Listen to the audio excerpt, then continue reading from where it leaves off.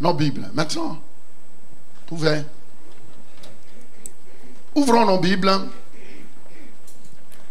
dans Ésaïe, non, plutôt dans Éphésiens, chapitre 2, verset 10. Et dans Éphésiens, chapitre 4, verset 12.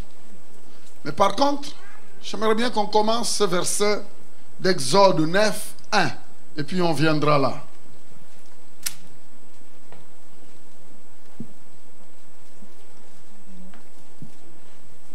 Gloire soit rendue à Dieu. Père Céleste, nous voulons te dire merci pour ce matin. Nous nous inclinons devant toi afin que toi seul, tu nous parles.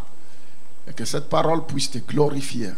Et que cela trouve la place dans le cœur de chaque, au nom de Jésus. Amen. Je disais Amen. Je disais Amen. Que personne ne vous trompe, que vous ne valez rien. Vous êtes quelqu'un de spécial. Chacun de nous ici est très, très, très spécial. Et c'est pourquoi Dieu prend soin de chacun de nous d'une manière spéciale. Dites, Dieu prend soin de moi d'une manière spéciale. Répétez. Encore, répétez. Dieu prend soin de moi d'une manière spéciale. Amen. Alléluia. On voit tous nos jeunes ici. Formidable. Alors, j'aimerais bien parler sur transformer le membre en serviteur. Transformer le membre d'une église en serviteur de Dieu. Qui est là? C'est ça. Transformer le membre de l'église en serviteur.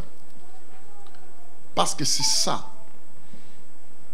Exode, chapitre 9, verset 1er. La Bible dit ceci. L'Éternel dit à Moïse, va vers Pharaon.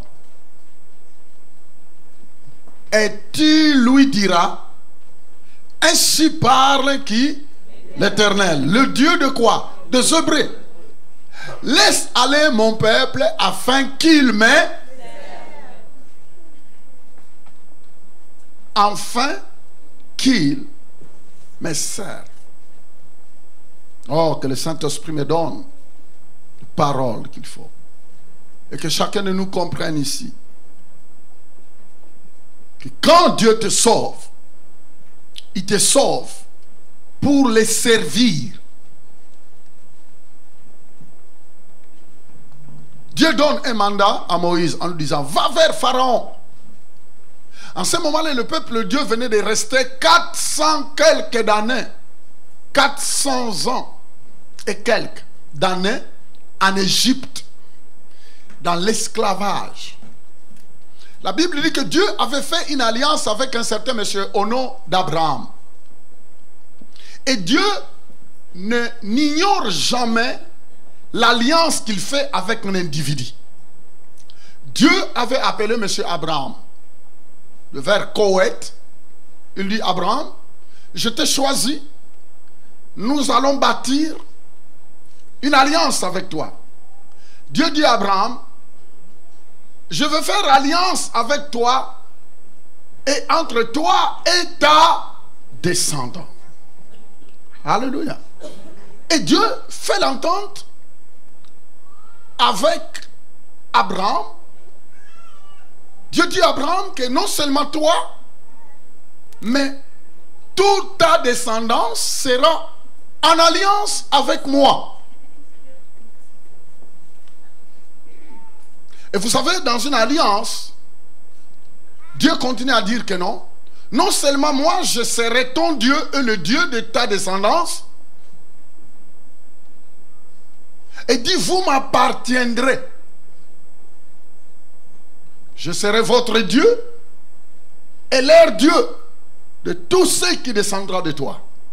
Je vais vous dire quelque chose. Mes frères et sœurs, moi je crois qu'il y a quelque chose qui se passe quand un vrai enfant de Dieu né de nouveau comprend son alliance avec Dieu. Mais non seulement lui, mais ça a des répercussions, ça a des conséquences, ça a des fruits avec sa descendance, mais de génération en génération. Amen. Dire ça ne s'arrête pas là, que non, moi je me suis donné au Seigneur. Non, ça ne s'arrête pas là. Ça a une continuité. Et c'est pourquoi j'ai toujours dit, faites attention de prendre à la légère ta vie spirituelle. Faites attention de prendre à la légère comme tous les autres font. Faites attention de prendre à la légère ton engagement avec Dieu, parce que sinon tu mets en danger toute ta descendance. Amen. Amen. Dieu parle à un monsieur, Abraham. Il dit, Abraham, je suis bon de te prendre. Nous allons bâtir une relation. Nous allons bâtir une alliance. Nous allons faire une alliance. Vous savez, dans une alliance, il y a l'entente entre les deux camps. Les deux camps doivent s'entendre. Et c'est ça qui s'est passé. Abraham obéit à Dieu. Il quitte son pays. Il va là où Dieu voulait qu'il aille. Ainsi de suite là. Malgré toutes les hauts et les bas. Parce que quand vous regardez bien, je n'aurai pas le temps de vous expliquer tout ça. Malgré Dieu avait fait l'alliance avec Abraham, mais il n'y a pas manqué de hauts et de bas. Amen, amen. Et aller vers ce que Dieu nous demande, d'y aller dans ta vie personnelle, ne manquera pas de hauts et de bas. Qui est là? Amen. Non, écoutez-moi bien. Il ne manquera pas de hauts et de bas. Mais ce qui est bien, c'est que Dieu, peu importe le haut et le bas, n'oubliez jamais que Dieu n'oublie jamais ce qu'il a dit. Et Dieu ne change pas ce qu'il dit.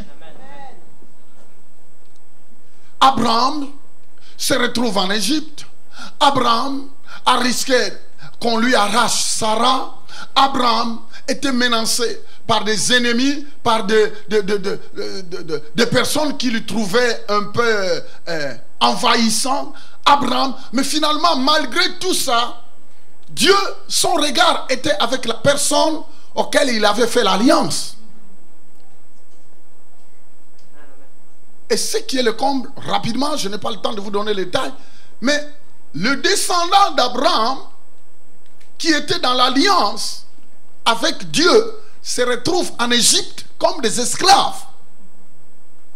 Comme des esclaves. Ils se retrouvent en Égypte comme des esclaves. N'oubliez pas que malgré ça, c'est un peuple d'alliance. Quelqu'un peut dire amen. C'était un peuple quoi? D'alliance. Et vous savez, ils se retrouvent en Égypte 100 ans, 200 ans, 300 ans, 400 ans, 400 et quelques. La Bible dit que Dieu se souvient. Tu te rends compte, même après 400 ans, Dieu n'a pas oublié, parce que la mémoire de Dieu ne change pas. Dieu se souvient de quoi? De l'alliance qu'il avait fait avec qui? Avec Abraham. Oh, dites merci pour la mémoire de Dieu. Alléluia. Dieu se souvient. Et quand il se souvenait, la Bible dit qu'il suscita. Il suscite un monsieur, Moïse. Moïse, qui était né d'une femme formidable que j'apprécie. Comme aujourd'hui, c'est la journée des dames internationale. Mais je crois que la maman de Moïse, elle mérite les éloges. Elle s'appelait qui? Jochebed. Ah, il y a d'autres enfants. Cette femme-là a décidé de risquer sa vie. Vous savez que les femmes sont toujours déterminées. Elle a risqué sa vie. Parce qu'il y a une loi qui était sortie qu'on tue tous les garçons en Égypte. Pourquoi? C'est parce que les hommes faisaient peur à Pharaon. Alors il disait, quand la femme sera en grossesse, regardez bien. Au moment de la naissance, si vous voyez que c'est un garçon, égorgez. Mais si c'est une femme, laissez-la, elle n'est pas un danger. Mais je crois qu'il s'est trompé, parce que le vrai danger, c'est les femmes. Moi, je dis, Pharaon n'a pas bien réfléchi. Le vrai danger, c'est les dames. Parce que quand les dames prennent une cause en main, elles ne reculent jamais. Les hommes, parfois, ça recule. Mais les femmes, Hello? Vous savez, je connais des présidents qui avaient des gardes de corps dedans. Ah oui, ces gens-là ne pardonnent pas. Hein. Quand c'est oui, c'est oui. Et c'est pourquoi tout marche avec le dame. Alors c'est pourquoi il faut être une dame qui connaît Dieu. Et qui a une relation. Alors finalement, on devrait égorger tous les garçons. Et c'est ça qui s'est passé. Mais la maman de Moïse dit non. Mon garçon, la Bible dit qu'il était très beau. Et non seulement ça, il dit non, moi je refuse. Vous savez, la foi nous amène toujours dans une autre direction. La confiance en Dieu nous aide à poser des actions différentes que de tout le monde. En bref, la Bible dit que Moïse fit épargner. Et comme Dieu, c'est un Dieu qui confond même nos ennemis, Moïse a grandi dans la maison de Pharaon. Il a suivi les universités de quoi? De l'Égypte. Et il était préparé comme un futur roi. Vous voyez un peu tous les privilèges. Quand Dieu veut confondre Satan dans ta vie, même le mal qu'il méritait va le changer en bien. Les amis, ce n'est pas des récitations que je vous dis. Ce que je vous dis, c'est vrai. C'est pourquoi il ne faut jamais se faire de soucis. Mets-toi du côté de Dieu et laisse Dieu être de ton côté. Tu te rends compte? Le même enfant qui était supposé d'être égorgé, il se retrouve dans la maison, dans le palais royal, et de recevoir l'instruction. C'est pourquoi, avec ça, Moïse a pu écrire, avec cette intelligence qu'il a reçue de la maison de Pharaon, les universités ainsi de suite là. Moïse a pu écrire les 5 livres qu'on appelle le livre des Pentateuque. Tu vois un peu? C'est avec cette intelligence. Dieu lui a inspiré. Et vous savez, ne vous en faites pas. Si Dieu t'a donné l'intelligence, mets cette intelligence au service de Dieu. Si Dieu t'a donné des diplômes, mets ces diplômes au service de Dieu. Si Dieu t'a donné des talents, mets ces talents au service de qui? De Dieu. Vous savez, actuellement, beaucoup de personnes, s'ils travaillent dans la banque, dans une banque, il est prêt à investir beaucoup à la banque. Il est prêt à donner toutes les créativités. Mais par contre, à l'église, quand on demande des idées, les gens sont réticents. Mais s'il y a une place où tu dois investir vraiment de vraies idées, c'est à l'église. Parce que la banque, ça passe. Le royaume de Dieu ne passera jamais. Quand tu investis dans l'œuvre de Dieu, quand tu investis tes talents, tu investis ta connaissance, tu investis ton savoir dans l'œuvre de Dieu, alors tu investis à la bonne place. Dites à la bonne place. Je disais à la bonne place. Gloire soit rendue à Dieu. Alors c'est ce Moïse-là qui reçoit le mandat. C'est pourquoi nous venons à ce verset d'Exode chapitre 9, verset 1er, où la Bible dit, Dieu parle maintenant à Moïse. L'Éternel dit à Moïse, va vers Pharaon. Pourquoi il dit va vers Pharaon? C'est parce que Moïse, vous savez, dès le début, il avait commis une de bêtises, parce qu'il pensait que comme il avait un mandat de Dieu, voulait se précipiter de faire les choses d'une manière rapide. C'est pourquoi beaucoup de personnes aussi commettent ces erreurs-là. Oh non, j'ai reçu un appel de Dieu, et du coup, on se précipite. Et Moïse a commis cette erreur. Un jour, il a trouvé un Égyptien et un Hébreu qui se battaient. Alors, il a défendu, il a dit, moi, je suis un libérateur. Allez, il tue l'Égyptien, et ça lui a coûté. Il a fui dans le désert pendant 40 ans. Vous voyez, il y a d'autres erreurs qu'on commet qui peuvent retarder ta destinée. Qui est là? Écoutez-moi bien, j'aime être sincère dans ça. Je vais vous dire quelque chose. Il y a d'autres erreurs qu'on commet, Dieu nous pardonne, mais ça peut retarder ton avancement. Ça peut retarder ta destinée. C'est pourquoi, avant de poser un geste, réfléchis 2 fois, 3 fois, 4 fois. Et si tu n'arrives pas, demandez conseil aux autres. Qui est là? Je disais qui est là? Nous sommes responsables de nos actions. Nous sommes responsables de nos actions. Exemple, si tu te mets en colère et que tu commences à frapper ta femme, et qu'on appelle 911, on viendra te chercher et puis ta casier judiciaire sera brisé. Parce qu'on doit être responsable. Tu demandes pardon à Dieu, oui, Dieu va te pardonner, mais ta casier judiciaire va rester là. Qui est là? Alors maintenant, quand tu gâches ton casier judiciaire, il y a d'autres emplois que tu n'auras pas. Vous voyez comment ça commence, hein? Vous voyez comment ça va? Est-ce que ça va? Oh, je sais que parfois les gens viennent les gens vont dans les églises, on leur dit tout. Mais non. On vous enseigne tout. Il y a des conséquences des actions. Dieu nous pardonne, mais on peut payer pour nos actions. Tu te retrouves avec un casier judiciaire foutu. Et directement, il y a des types de travail que tu n'auras plus. Parce qu'on regarde votre casier judiciaire, on dit, c'est un indésirable. Hello? Et beaucoup de personnes maintenant disent, mais pourquoi? Pourquoi? Oui, Dieu fait grâce. Oui, je ne veux pas dire que Dieu ne peut pas intervenir. Oui, je sais qu'il y a d'autres personnes, malgré sa casier judiciaire, Dieu peut l'aider. Mais ce n'est pas toujours le cas. Il faut veiller sur chaque action qui est là. Amen. Oh, béni soit le nom du Seigneur. Moïse se retrouve dans le désert pendant 40 ans. Mais Dieu lui donne la deuxième chance. Parce que notre Dieu, il est le Dieu de deuxième chance. Il lui dit, retourne Moïse. C'est là où il a vu un buisson qui brûlait, mais qui ne se consumait pas. Alors Moïse retourne en Égypte. Dieu lui donne le mandat en disant, va voir Pharaon et dis-lui, ainsi parle l'Éternel, le Dieu des Hébreux. Vous voyez, Dieu ici s'identifie comme étant le Dieu des Hébreux. Dieu est le créateur de tout le monde, mais Dieu s'identifie à la personne qui a fait une alliance. Vous me suivez? Est-ce que vous suivez? J'espère que tu ne dors pas. Dieu, il est le créateur de tout le monde, mais Dieu n'est pas. Dieu ne fait pas alliance avec tout le monde.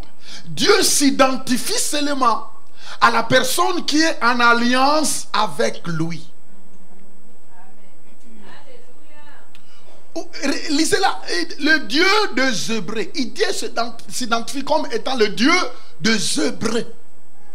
Mais alors qu'il est le créateur de l'Égypte, il est le créateur de tout. Mais pourquoi Dieu ici se démarque? Il dit, je suis le créateur, je suis le Dieu des Hébreux. Frères et sœurs, Dieu est le créateur du Québec, mais il est le Dieu des faux-filles, il est le Dieu des gens, il est le Dieu de par rapport à l'alliance que tu as avec lui dans la personne de Jésus-Christ.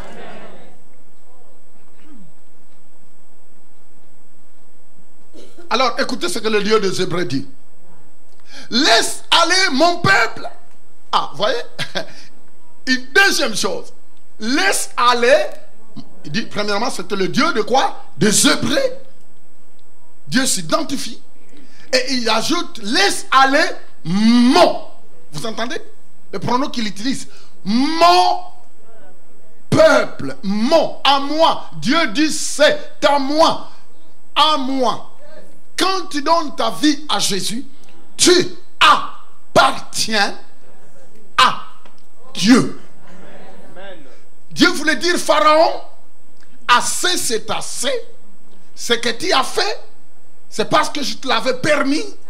Mais ce peuple-là m'appartient. Ils ne peuvent pas continuer à rester sous ton emprise. Assez c'est assez, c'est la fin. Tu dois laisser aller mon peuple à moi. Oh! Dites, j'appartiens à Dieu.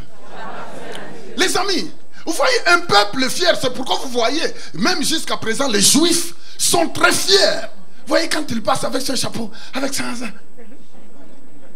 il passe là, il sait. Vous savez, les Israéliens, les Juifs, les Hébreux, c'est un de peuple qui est tellement conscient de leur appartenance à Dieu. Regardez ça, je ne vous enseigne pas des choses, je ne sais pas, mais vous le savez, partout un Juif passe, on fait cas. et toucher un juif, la radio, la télévision va en parler. Parce que premièrement, ces gens-là sont conscients de leur appartenance, que c'est un peuple élu, chéri. Il y a de cela, l'avant-hier, je suivais la radio, les journalistes d'ici qui étaient en train d'analyser, qu'ils ont trouvé d'après les recherches scientifiques, qu'il y a des chromosomes différents à tout juif. C'est ça qui les distingue. Mais quand vous lisez dans la Bible, vous allez voir que tous les Lévites, les serviteurs de Dieu, ah Seigneur, si vous comprenez cela, vous serez fiers. Ça, c'est le peuple que Dieu a mis à part physiquement au travers d'Abraham. Même le monde est en train de reconnaître que d'après les recherches scientifiques, ils ont quelque chose qui les distingue dans le physique, que la science ne peut pas changer. Qui est là? Dieu dit c'est mon peuple. Tu te rends compte, le créateur du ciel et de la terre qui dit mon, qui s'identifie à ce peuple, il dit c'est mon peuple, à moi, à moi. Mais attends, maintenant, regarde un peu. Est-ce que vous savez qu'une telle personne que Dieu s'identifie comme étant à lui, mon ami, il devient un peuple indestructible.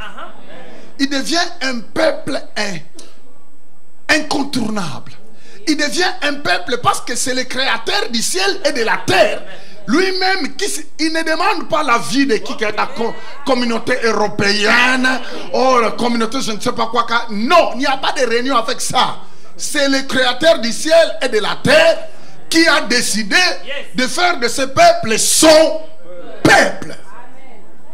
Réunion de l'ONU ou pas, communauté européenne ou pas, je ne sais pas quoi et quoi. Mais Dieu, avant que la communauté européenne existe, Dieu avait prédestiné. Il a dit c'est mon peuple.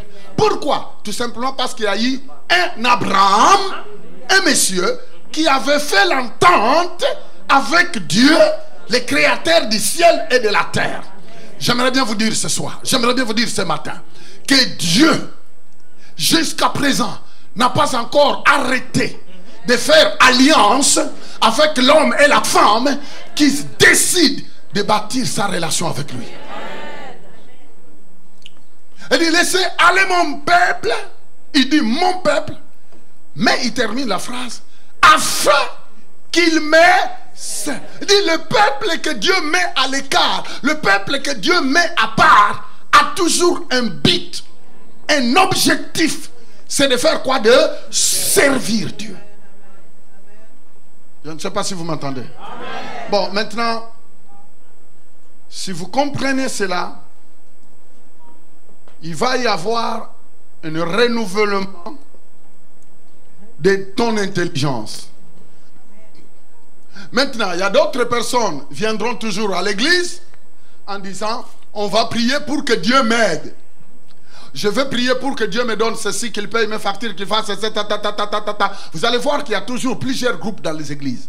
Il y a d'autres qui font de Dieu leur dépanneur. Il y a d'autres qui font de Dieu leur dépanneur. Oh Dieu, bénis-moi, aide-moi, aide-moi. Par contre, il y a d'autres personnes qui comprendront.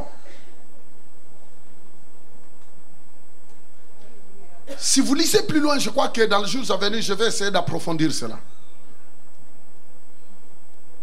Dieu est en train de parler à son peuple. Il dit, je serai votre Dieu. Votre Dieu.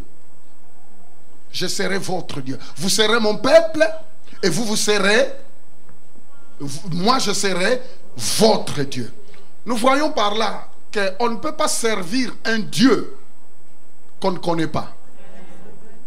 Deuxièmement, on ne peut pas servir un Dieu auquel on n'a pas une relation. Dites relation. On ne peut pas servir un Dieu qu'on ne connaît pas. On ne peut pas servir un Dieu auquel on n'a pas une relation. Dernièrement, j'étais en train de dire, nous venons de voir servir afin qu'il me serve. J'étais en train de dire, la fois passée, je crois que j'ai donné un exemple. Quand vous voyagez dans les avions, et surtout quand vous êtes en première classe, vous allez constater quelque chose. Les hôtesses, quand ils vous servent, elles sont prêtes même à s'agenouiller pour arranger la table, pour tourner ceci. Je veux dire, à moindre mouvement, elles sont là. Mais tu te diras, mais est-ce que cette hôtesse-là me connaît? Non, elle ne te connaît pas. Mais elle te sert. Mais regardez-moi. Elle te sert, mais il n'y a pas une intimité avec toi. Elle n'est pas en communion avec toi. Elle te sert. Dès que l'avion atterrisse, vous sortez seulement sur le couloir, tu lui poses la question, elle peut ne pas te répondre. Pourquoi? C'est parce que tout s'est arrêté là au service. Elle n'a pas de communion avec toi. Hello? Vous voyez la même personne qui s'est pliée pour changer ta tablette, changer, demander qu'est-ce que tu veux, Du coup, sur le couloir même, tu lui poses la question, il te regarde comme ça, comme un intrus. Mais attends, mais c'est cette dame-là, mais c'est ce monsieur-là qui me demandait, qui répétait que... Mais maintenant, il ne veut même pas me regarder. Mais oui, ça c'était dans le service. Mais il n'y avait pas communion. Regardez-moi. Dieu veut que nous comprenions. Dieu veut beaucoup de choses parfois que nous faisons. Nous venons, nous faisons les services. Nous servons Dieu à l'église. Mais il n'y a pas la communion avec Dieu. Il n'y a pas cette communion. On ne peut pas servir quelqu'un sans avoir une communion. Et nous devons quitter l'état d'être des serviteurs et mais ne pas développer une communion avec Dieu. Et vous savez, c'est ça, ça demande le renouvellement de l'intelligence.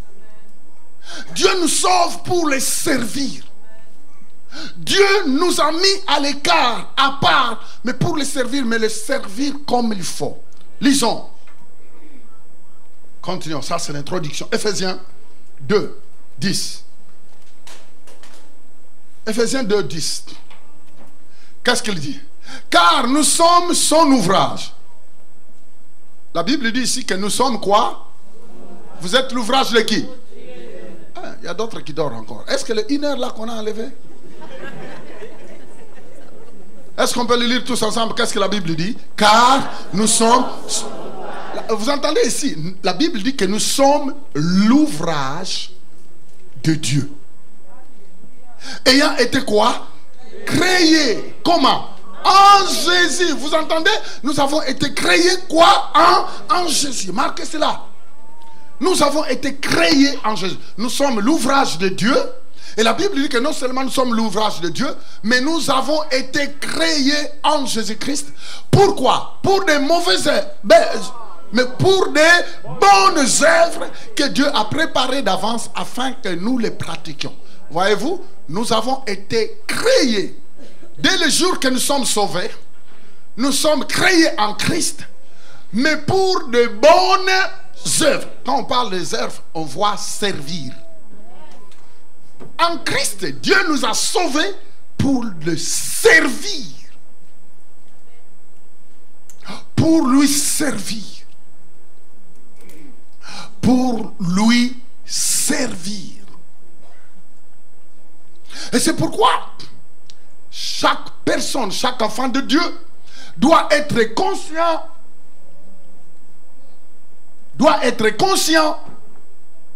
Je dis bien, doit être conscient. Et il doit se démarquer. Parce que les gens viennent dans les églises, mais ils ne savent pas faire la connotation entre le salut et le service. On n'est pas sauvés seulement pour que nous devenions des mendiants. Nous ne sommes pas sauvés seulement pour que nous venions à l'église pour chauffer les bancs. Nous ne sommes pas sauvés seulement. Dieu veut que tous ceux qui acceptent Jésus comme Seigneur et Sauveur soient en action.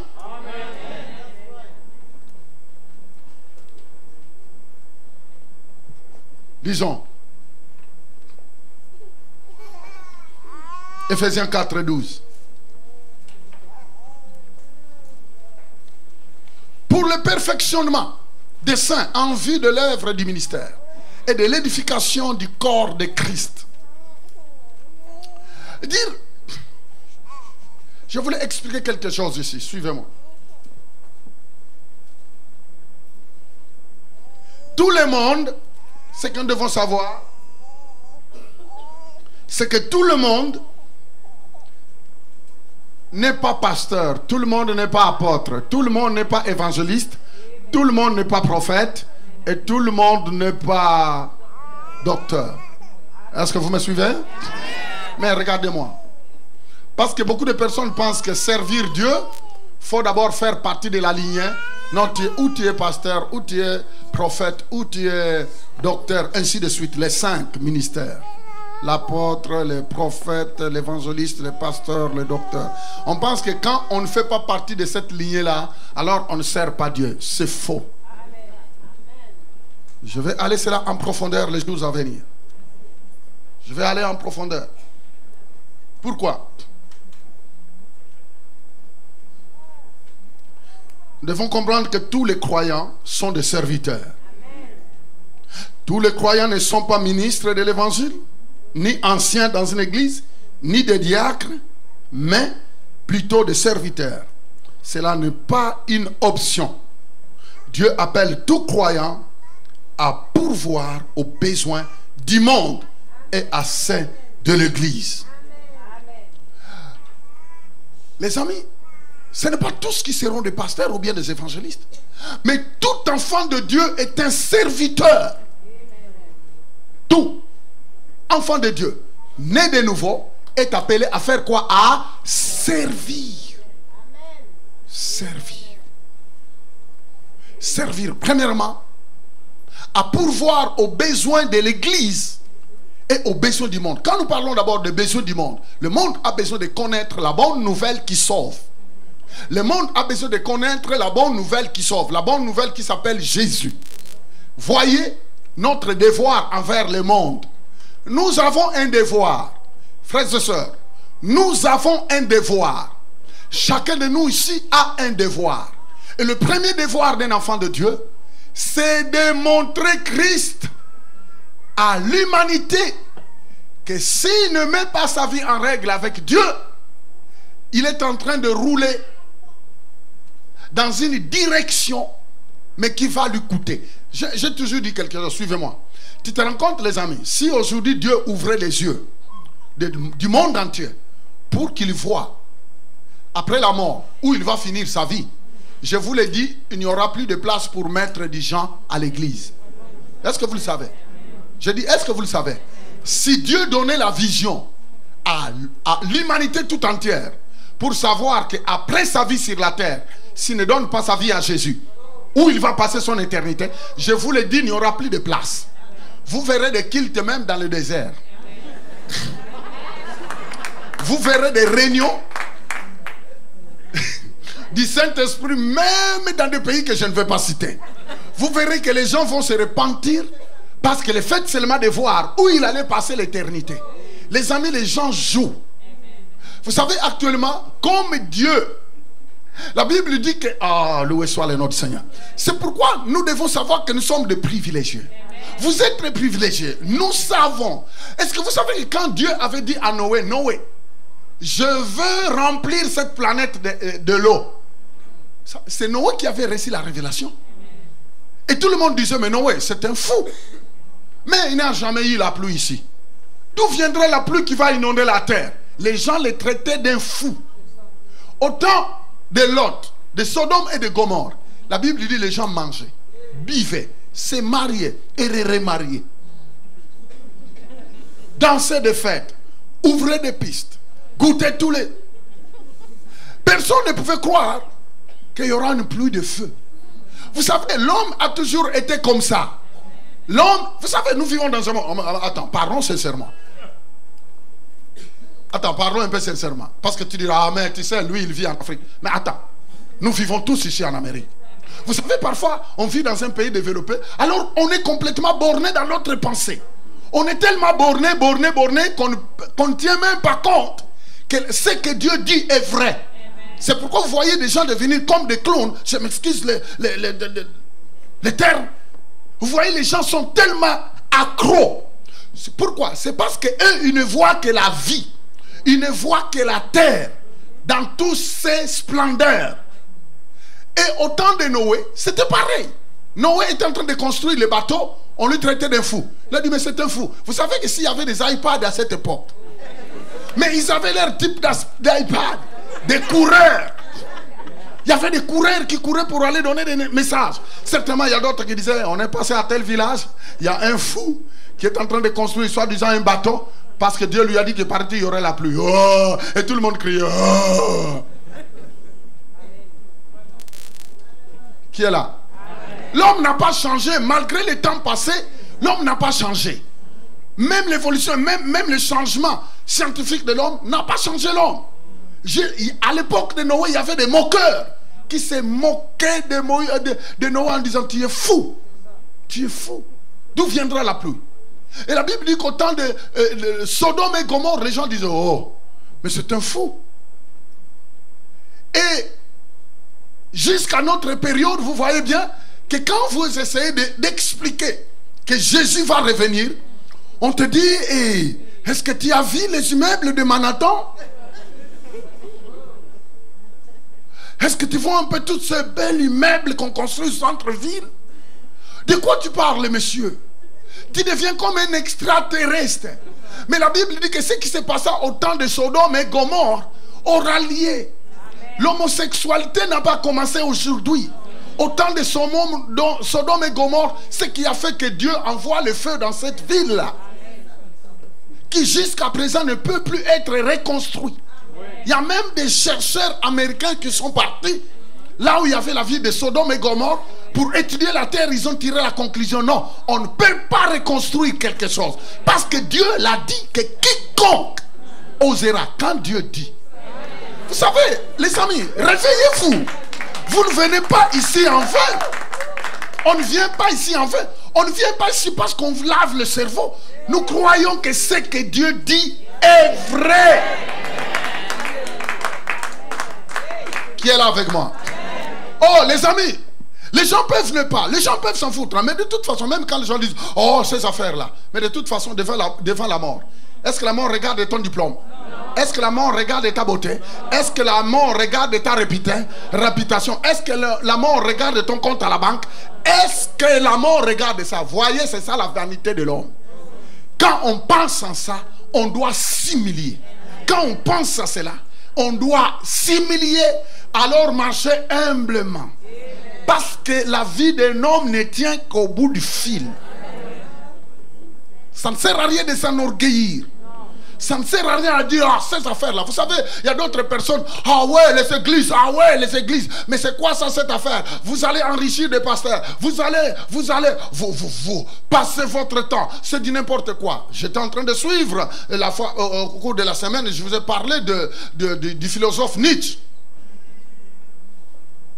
Le philosophe allemand, qui était le fils d'un pasteur.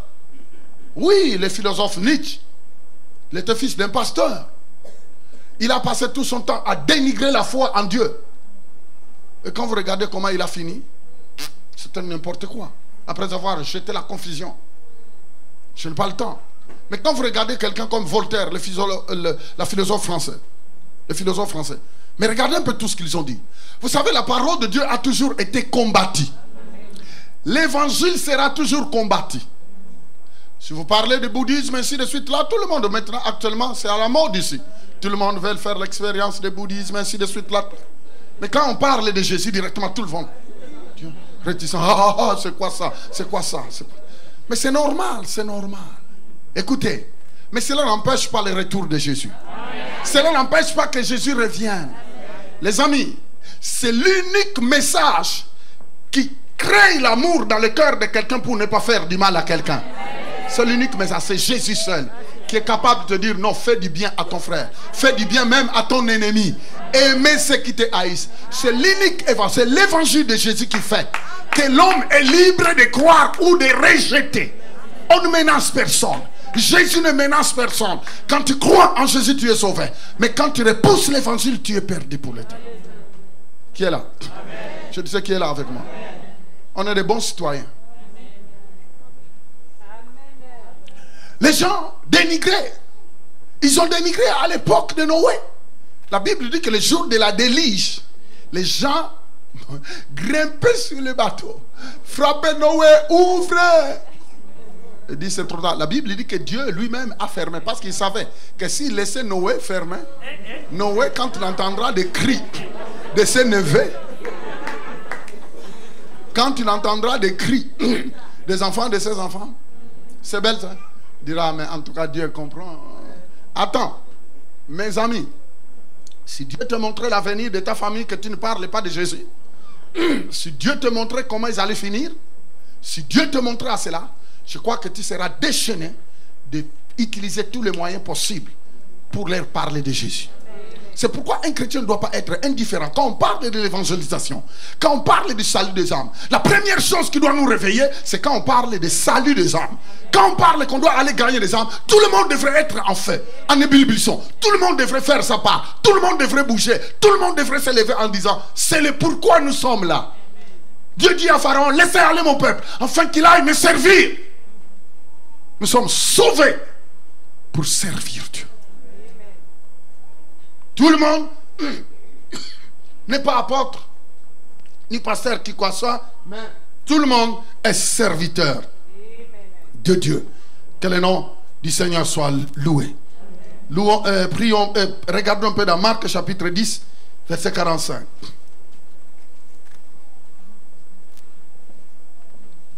Alléluia. Nous sommes sauvés pour servir. Car le Fils de l'homme est venu non pour être servi, mais pour faire quoi? Pour servir et donner sa vie comme la rançon de plusieurs. Il dit car le Fils de l'homme est venu non pour être servi, mais pour servir.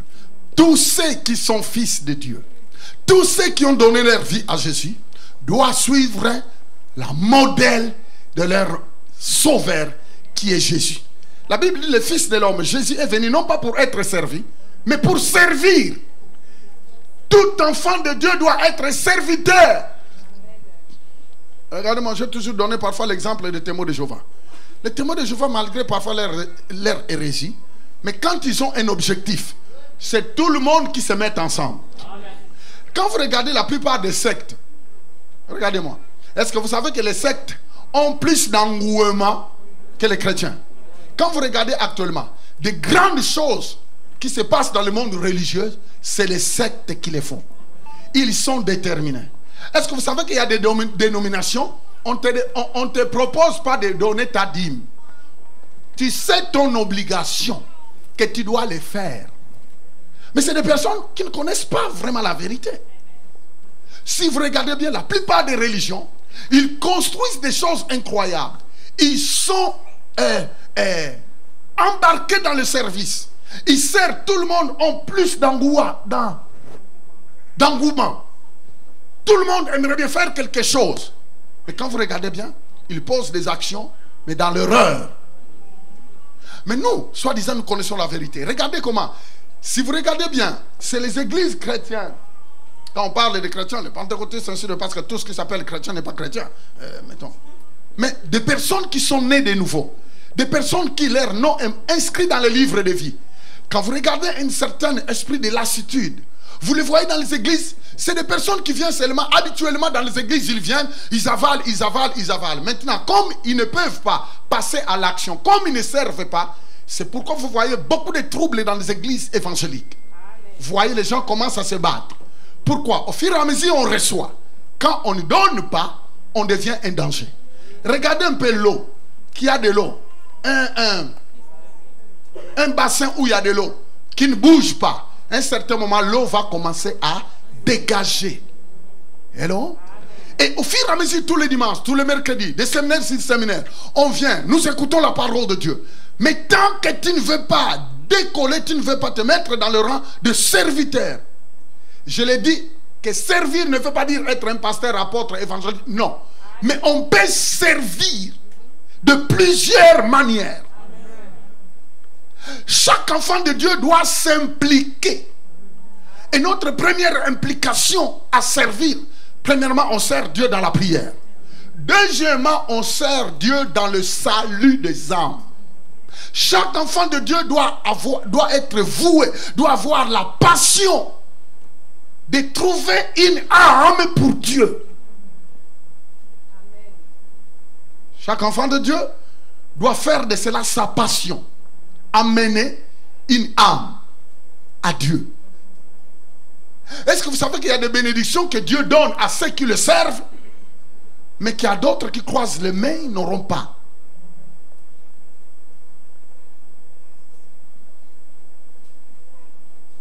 Regardez le nombre de personnes. Quand tu amènes quelqu'un au Seigneur, le jour que la personne va comprendre vraiment que la personne est réellement sauvée, tu sais le nombre de remerciements, le merci qu'il te dira. Le nombre de merci qu'il te dira. Pourquoi?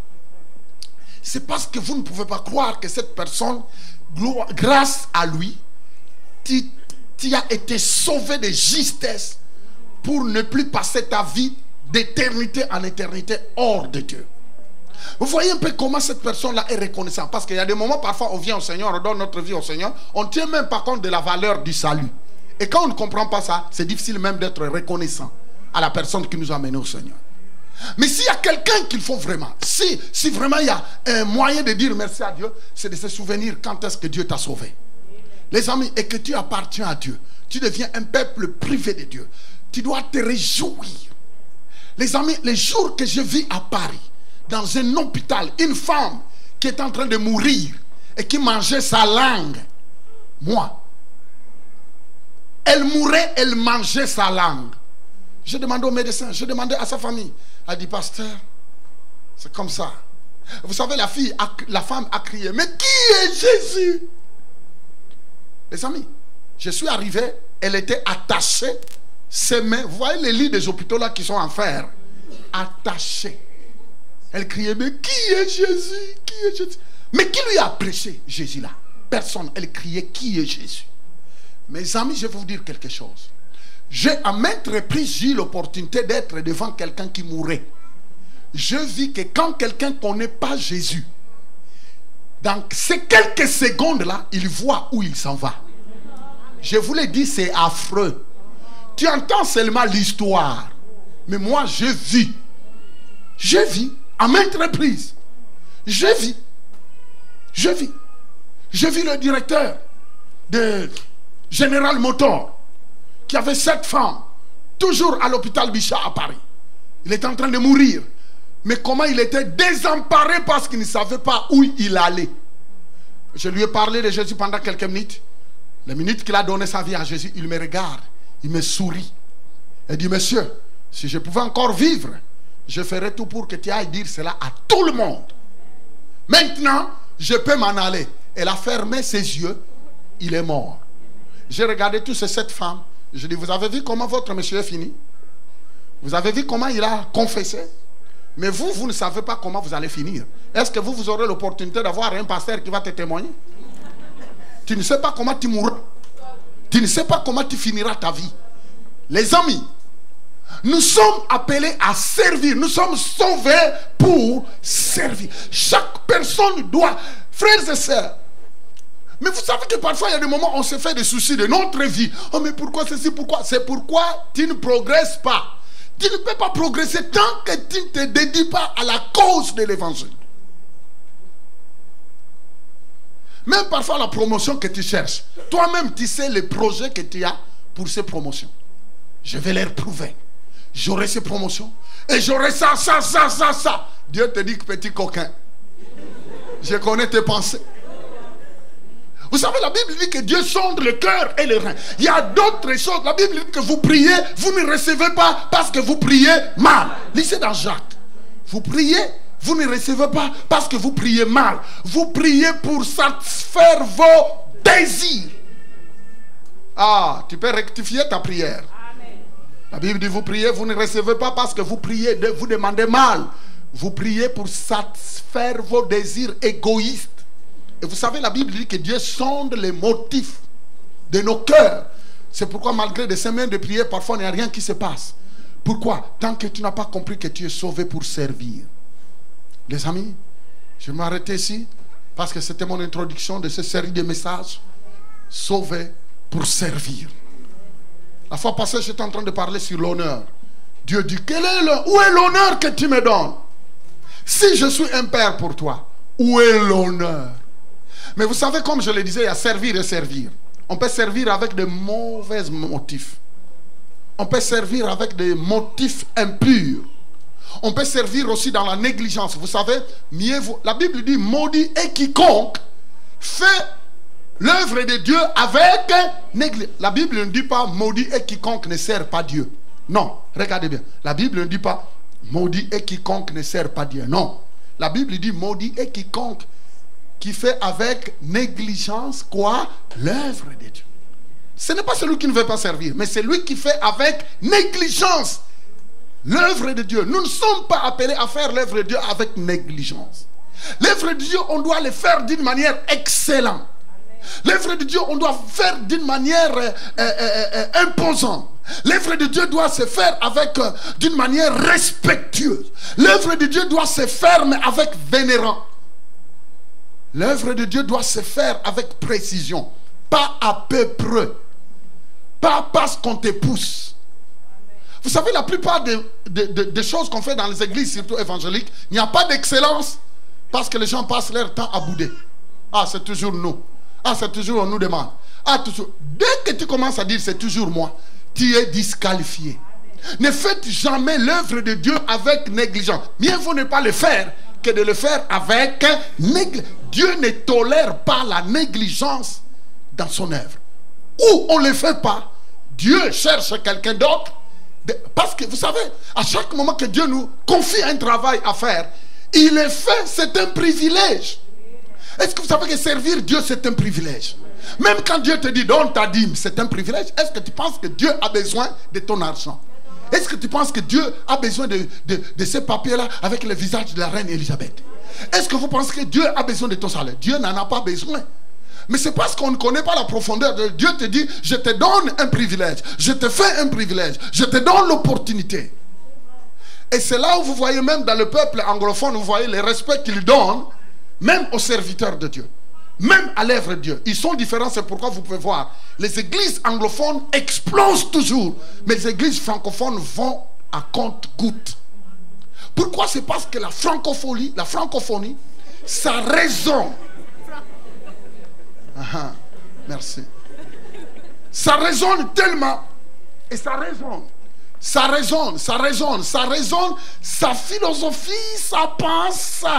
Alors ils sont là. Et après avoir raisonné, ils commencent maintenant à discréditer. Tu sais que ce ne sont que des inventions. Et puis il commence à articuler, il parle. Finalement, comme il y a toujours des victimes, dites des victimes. Est-ce que vous savez, suivez, il y aura toujours des victimes. J'ai toujours dit que quand quelqu'un parle de mal de l'évangile, tout le monde n'est pas à mesure de résister.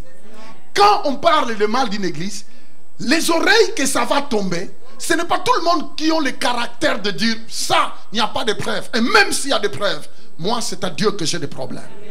Tout le monde n'est pas comme ça. Il y a d'autres qui sont tellement fragiles. Il y a d'autres qui sont tellement manipulables. Il y a d'autres, dès qu'il écoute quelque chose, même s'il n'a pas analysé, du coup il s'embarque.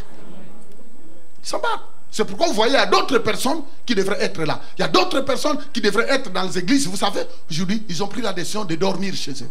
Ah, ces églises, nous avons regardé à Internet. Nous avons regardé sur l'Internet. Nous avons entendu que tel pasteur, nous avons appris que telle église a fait ceci. Voyez-vous? Voyez-vous? Il y a des naïfs, il y a des personnes qui sont manipulables, il y a des personnes qui n'ont pas une grande personnalité, il y a des personnes qui ne peuvent pas résister en face en disant ce n'est pas un individu que je suis, mais j'ai donné ma vie à Jésus. Il y a des personnes pour n'importe quoi, ils changent d'avis. Ah non, je ne suis pas venu parce que vu ce que j'ai regardé sur l'internet. Ah non, moi je ne veux plus dans les églises, ces églises-là, je n'y vais plus, vu tout ce que je vois sur l'internet. Mais est-ce que à toi, l'internet, tu viens de le connaître aujourd'hui? Mais Jésus-Christ est le même hier, aujourd'hui et pour toujours. Mais pourquoi tu suis des aventuriers? N'importe qui peut faire des bêtises sur l'internet. Actuellement, l'internet est accessible à tout le monde. Même un aventurier qui ne connaît rien, il peut sortir sur l'internet et commencer à dire n'importe quoi. N'importe qui n'a même pas été consacré, il peut se déclarer pasteur, prophète, bishop, archbishop, évêque, pape, je ne sais pas là. Bon, maintenant, tu vas comparer, tu vas hypothéquer, tu vas détruire la réputation d'un ministère puissant par rapport à un comédien qui fait n'importe quoi. Tu restes maintenant à la maison. Ah non, moi je ne veux plus dans ces églises. Je ne veux plus dans ces églises. Ah, je ne veux plus. Et quand vous entendez des gens parler comme ça fait 5 ans qu'il est dans une église. C'est là vous voyez que non, c'est là j'ai affaire à un gros bébé là. Et là, ça lui diront comme ça. Hello? Je disais à l'autre. On ne peut pas croiser les bras. On ne peut plus dire que non, moi, je ne servirai plus Dieu. Moi, je ne donnerai plus. Je ne ferai plus telle chose à cause d'un tel, à cause d'un tel. Attends. La Bible dit que Dieu dira bon et fidèle serviteur. Bon et si. C'est Dieu qui dira. C'est Dieu qui va le dire. Écoutez-moi bien. C'est Dieu qui va récompenser. C'est Dieu qui va respecter. C'est Dieu qui veut honorer les bons et fidèles. Pas chrétiens. Bons et fidèles serviteurs. Ceux qui servent Dieu. Il y a une différence. Quelqu'un peut dire amen. Je vais continuer ce message cet après-midi, le mercredi et l'autre dimanche. Parce que le Seigneur m'a dit, si vous voulez voir des fruits, tant que tout le monde ne sera pas, tant que tout le monde n'aura pas cet esprit-là de servir, il y aura d'autres qui vont souffrir parce qu'ils vont faire beaucoup d'efforts jusqu'à se brûler. Mais il y a d'autres qui seront là des spectateurs. Alors qu'avec le nombre que nous sommes, nous pouvons accomplir des choses. Loué soit le nom du Seigneur. C'est pourquoi j'ai toujours dit, je suis l'ami de celui qui sert Dieu. Je suis l'ami de celui qui sert Dieu. Le nombre de fois parfois que j'ai abandonné mes enfants, seul, la nuit parce que je devrais aller loin, avec mon épouse pour aller séparer des bagarres inutiles, de qui a fait quoi, ce qui a fait quoi. Mais les enfants étaient des bébés, ils restaient à la maison. Vous voyez un peu les risques. Aujourd'hui, les enfants ont grandi. Mais le nombre de fois, parfois je disais à ce monsieur-là qui est assis, écoute, appelle-moi, je viens de sortir de ma maison. Je suis seul, je viens de 4 h du matin, 3 h du matin. Appelle-moi constamment parce que je suis en train de dormir au volant. Appelle-moi. Au moins parfois des gardes-fous là de la route me protégeaient quand ça faisait grrr, je me réveillais. Mais tout cela, c'est parce que nous voulons que Jésus soit honoré. On doit aller mettre la paix de gauche à droite. On doit leur expliquer, non, un enfant de Dieu ne peut pas se comporter comme ça. Un enfant de Dieu doit connaître qu'il doit servir Dieu dans sa maison. Il doit être un modèle dans sa maison. Servir Dieu, ce n'est pas seulement conduire le programme ici, ou bien prêcher ici. C'est faux. Servir Dieu, on peut le faire en cachette. Je vais approfondir ces messages. Je pouvais bien le donner seulement aux ouvriers, mais j'ai dit non. Tout le monde à l'église doit s'engager au service. Fermons les yeux.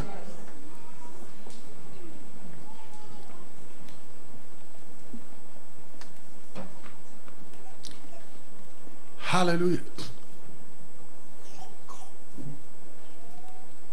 Tout le monde, Dieu nous appelle au service. Lèvons-nous, s'il vous plaît. J'aimerais bien que tu pries. J'aimerais bien que tu puisses demander au Seigneur de te donner l'esprit de serviteur, qui te donne l'esprit de service. Et Seigneur, aide-moi à te servir. Lève le deux mains. J'aimerais bien que tu fasses la prière personnellement, individuellement, sans l'aide de qui que ce soit. Ferme les yeux, commence à prier. Demande à Dieu en disant, Seigneur, je ne veux pas être un assistant seulement, mais je veux être un serviteur. J'aimerais bien que ta voix soit entendue à Dieu. Ouvre ton cœur et prie le Seigneur. Prie.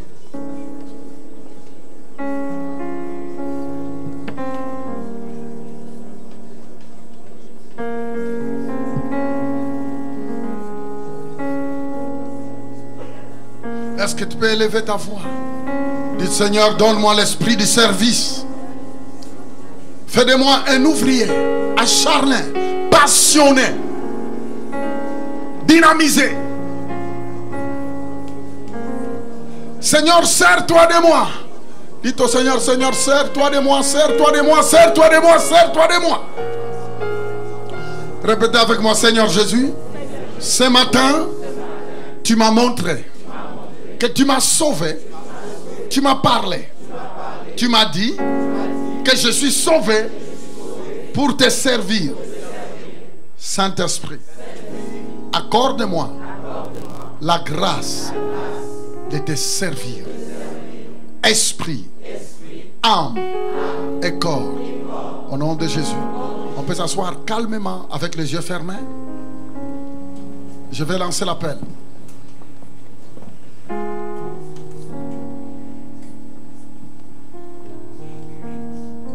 J'aimerais bien qu'au moment où les yeux sont fermés, je vais lancer l'appel. Vous savez, on est ici à l'église. J'ai toujours dit quelque chose de simple. Le fait d'entrer dans un restaurant ne fait pas de toi un plat. Ni le fait de rentrer dans un McDo ne fait pas de toi un Big Mac. Le fait d'entrer dans une église ne fait pas de toi quelqu'un de sauvé. Mais pour être sauvé, il faut d'abord personnellement demander à Jésus de venir dans ton cœur. Et vous savez que Dieu n'accepte pas le service de quelqu'un qui n'est pas né dans sa famille. Dieu accepte seulement le service de quelqu'un qui est en alliance avec lui. Alors la première façon d'être en alliance avec Dieu, c'est d'accepter Jésus dans ta vie comme le Seigneur et le Sauveur. Alors je vais demander, étant dans cette salle, si toi tu n'as jamais fait la prière, tu n'as jamais demandé Jésus de venir dans ton cœur, lève ta main de là où tu es, je vais prier pour toi pour que Jésus vienne dans ton cœur. Tu es dans la salle, mais toi tu n'as jamais fait la prière pour inviter Jésus de venir dans ton cœur. En fait, tu peux venir à l'église, mais tu n'as jamais invité Jésus personnellement de venir dans ton cœur. Si tu n'as pas encore fait cette prière, tu peux seulement lever la main droite. Au moment où les yeux sont fermés, je vais voir ta main. Je vais prier pour toi, afin que Jésus vienne dans ton cœur. Parce que sortir de cet endroit sans que Jésus vienne dans ton cœur, c'est une grosse erreur. N'importe qui peut aller à l'église, mais ce n'est pas tout le monde qui a pris la décision de suivre Jésus. Si tu veux que Jésus vienne dans ton cœur, qu'il te pardonne de tous tes péchés, tu veux devenir un enfant de Dieu, tu peux seulement lever la main droite en disant: pasteur, fais avec moi cette prière. Je veux que Jésus vienne dans mon cœur et qu'il me sauve. Si tu veux le faire, je vais voir ta main droite. Au moment où les yeux sont fermés, je vais prier pour toi. Alléluia. Gloire soit rendue à Dieu. Alors je crois que chaque personne dans cette salle, si la trompette sonnait ici, lève bien la main. Merci. Alléluia. Merci. Garde bien. Alléluia. J'attends. Merci. Alléluia. C'est une seule fois. Merci. Merci. Et vous savez, oui, gardez la main en l'air. Et vous savez, c'est le meilleur des choix que tu dois faire. Tous les gens qui vont dans les églises n'iront pas au ciel. Mais c'est seulement les gens qui ont dit à Jésus: je vais t'accepter personnellement comme Seigneur et Sauveur. C'est eux qui sont sauvés. Les gens vont dans les églises, mais ce n'est pas tout le monde qui est sauvé. Seulement ceux qui ont dit: je reconnais que je suis un pécheur. Jésus, je me répands de mes péchés. Viens dans ma vie, sauve-moi. Et mon ami, tu n'es pas venu ici ce matin par hasard. Ne sortez pas de cet endroit sans prendre cette décision. Jésus-Christ a dit: n'ayez pas honte de moi. Celui qui aura honte de moi devant des hommes, moi aussi j'aurai honte de lui devant Dieu et les anges. Mais c'est lui qui va m'avouer publiquement. Moi aussi je vais déclarer son nom devant Dieu et les anges qu'il m'a accepté. Merci pour le mais. Ça prend du courage. Même moi qui vous parle, un jour j'avais pris cette décision. Alors gardez la main en l'air. Je vais prier maintenant. Gloire soit rendue à Dieu. Gloire soit rendue à Dieu. Oh, j'attends. Il y a d'autres personnes, tu veux lever ta main, il y a une voix qui te dit: non, ne lève pas ta main. Ne lève pas ta main. Qu'est-ce que les gens diront? Si tu entends une telle voix, c'est Satan en personne qui te parle. Alors défie cette voix en levant la main. Lève la main. Alléluia. Lève ta main. Jésus-Christ veut voir ta main. Alléluia. Je vais demander à toute la salle et ceux qui ont levé leurs mains, répétez avec moi: Seigneur Jésus, ce matin, je décide de t'offrir ma vie, de t'accepter dans ma vie comme mon Seigneur et mon Sauveur. Je crois que tu as pris ma place à la croix. Tu as été crucifié. Tu es mort et tu as été enterré. Mais le troisième jour, Dieu t'a ressuscité d'entre les morts. Au nom de Jésus, je confesse que tu es le Sauveur et le Seigneur de ma vie. Au nom de Jésus, que le peuple de Dieu dise, que le peuple de Dieu dise, je disais que le peuple de Dieu dise, amen. On peut acclamer le Seigneur. Venez me serrer la main, venez me serrer la main, venez me serrer la main, venez me serrer la main. Tous ceux qui ont accepté Jésus, venez me serrer la main. Sous les acclamations d'autres peuples. On peut donner plus que ça. Me permettre de faire un bisou.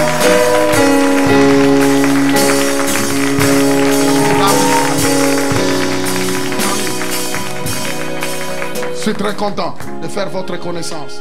Vous êtes formidables. Vous savez, il y a de cela 33 ans, moi j'avais fait cette prière. J'avais donné ma vie à Jésus, je l'ai accepté parce que, ne vous en faites pas, ce n'est pas tous qui fréquentent les églises qui seront enlevées. Ce n'est pas tous qui fréquentent les églises qui iront au ciel. Il y a d'autres personnes qui fréquentent les églises tout simplement comme formalité. Mais ils n'ont jamais pris la décision de dire à Jésus, viens dans mon cœur. Parce que c'est une décision personnelle. Malheureusement, les églises, les matins, les dimanches, les églises sont remplies. Mais quand vous regardez, ce n'est pas tous qui sont sauvés. Parce que parfois, le pasteur n'a jamais eu le temps de leur expliquer et de leur donner la grâce de saisir l'opportunité. Dieu ne veut pas qu'on vienne dans sa présence et qu'on retourne sans accepter le salut.